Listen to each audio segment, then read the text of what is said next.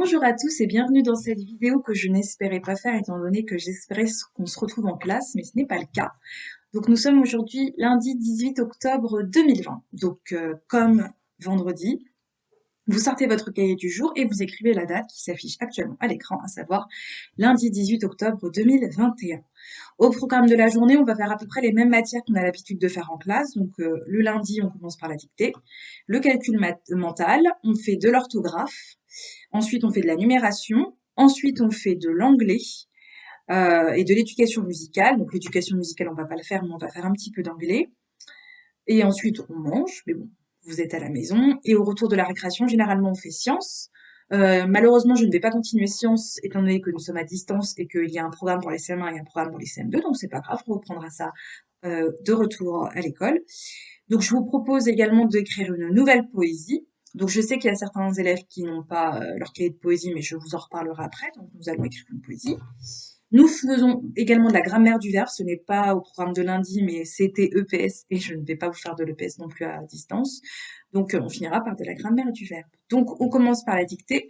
Cahier du jour, vous écrivez dictée comme c'est écrit à l'écran. N'hésitez pas à appuyer sur pause comme d'habitude si vous avez besoin de plus de temps. Donc aujourd'hui, étant donné que c'est la dernière semaine avant les vacances, vous n'avez pas réellement de mots de semaine à apprendre. Vous deviez normalement pour aujourd'hui réviser tous les mots de S1 à S6. Je ne sais pas si ça a été réellement fait, mais de toute façon, si ça n'est pas été fait, bah, vous aurez plus de travail à faire ce soir à la maison ou dans la journée, étant donné que vous allez devoir les recopier 10 fois chacun obligatoirement s'il y a des erreurs.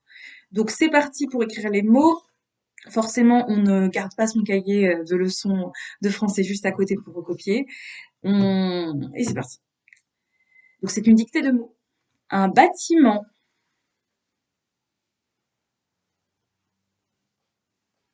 tiré,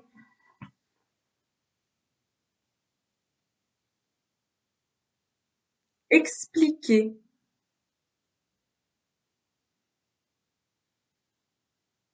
tiré, un repas, tiré, un dessert, tiré, une couronne, tiré, une botte, tiré,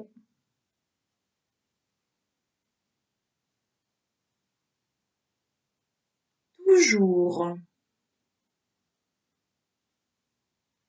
tiré,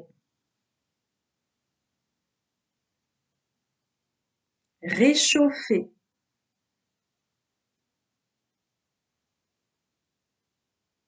tiré, une naissance,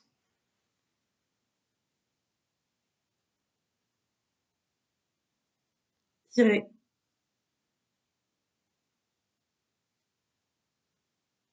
une machinerie, une machinerie, tiré,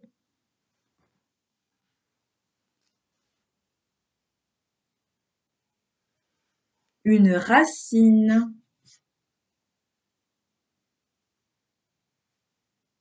tiré,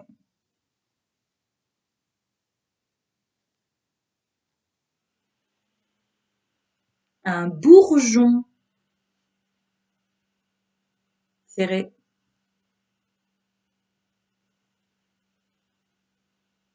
un bourgeon, tiré, un clown, tiré,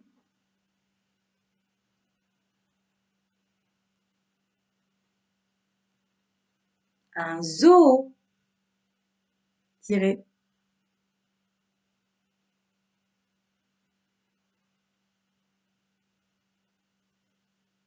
une nourriture, tiré,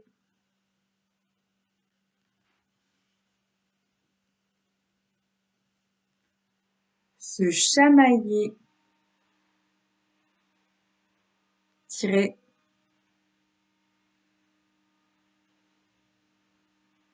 chez eux, tiré,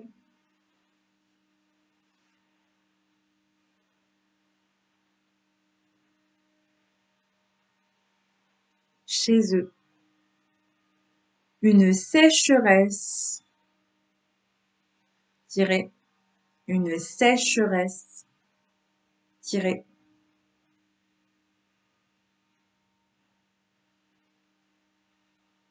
asphyxiant, tiré, asphyxiant. Et enfin, le dernier mot, grandiose, grandiose. Je vais répéter les mots une fois. Alors, un bâtiment, expliquer, un repas, un dessert, une couronne, une botte, toujours, réchauffer, une naissance, une machinerie, une racine, un bourgeon, un clown, un zoo, une nourriture, se chamailler, chez eux, une sécheresse, asphyxiant et grandiose. Donc ces mots-ci, c'est les mots, comme je vous l'ai dit, qui sont issus de S1 à S6. Donc normalement, vous êtes censés les connaître, les enfants. Donc si ce n'est pas le cas, juste après, je vous mets la correction de toute façon pour que vous puissiez corriger. Et s'il y a une faute à un mot, que ce soit un accent oublié, un tiré oublié ou que sais-je, vous devez recopier le mot 10 fois pour que vous puissiez vous en rappeler. D'ailleurs, pour demain, mardi, vous devez réviser à nouveau les mots de S1 à S6 pour bien les connaître et donc me recopier 10 fois les mots qui ont été mal orthographiés. Donc vous avez la correction juste après et on se retrouve pour faire de l'orthographe.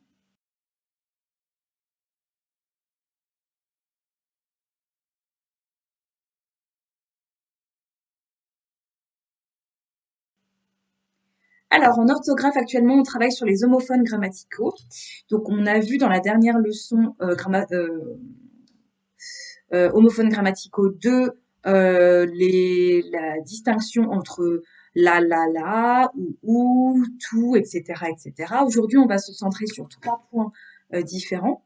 Le premier, c'est la, L apostrophe AS, la, LA avec un accent sur le A, et L, apostrophe A, qui sont donc 4 mots qui se prononcent de la même façon, mais qui n'ont pas la même signification.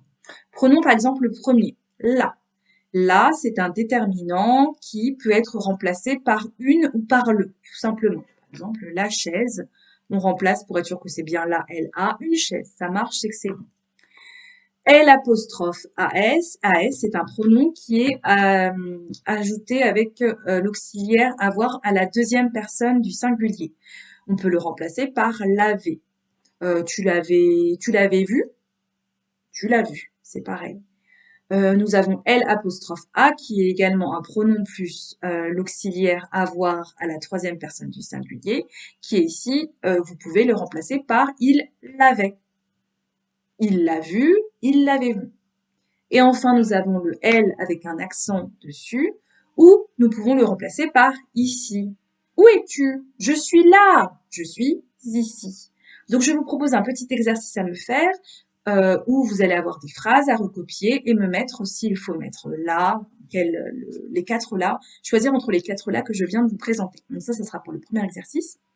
Pour le deuxième exercice, nous avons également parlé de tout, T-O-U-T. Et je vous ai expliqué dans la leçon que tout s'accordait en genre et en nombre avec le nom auquel il est accordé, tout simplement. Il est rattaché, à savoir que si derrière il y a du féminin, eh bien tout sera toutes. Et si c'est du pluriel, à toutes, on rajoutera un S. Donc ça s'accorde toujours. Tout au singulier, c'est T, tout au pluriel, masculin, c'est avec un S. Donc, petit exercice également, où vous allez devoir choisir quel tout, tout simplement m'accorder le tout comme il faut. Enfin, dernier petit exercice, c'est sur la différence entre ou et ou avec un accent. Donc, la différence entre les deux, elle est très simple. Pour savoir si on met ou avec accent ou sans accent, on va dire ou bien. Par exemple, tu veux du pain ou bien du jambon? Ou bien, ça marche, alors on va mettre un ou sans accent. Le deuxième ou, celui qui a un accent dessus, lui sert à localiser un lieu, se situer, etc. Où vas-tu, par exemple? Donc voilà. Donc ça sera le troisième exercice.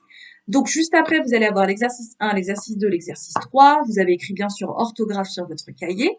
Vous faites les exercices à votre rythme. N'hésitez pas à reprendre votre leçon au cas où vous avez des petits doutes. Et juste après, suit la correction.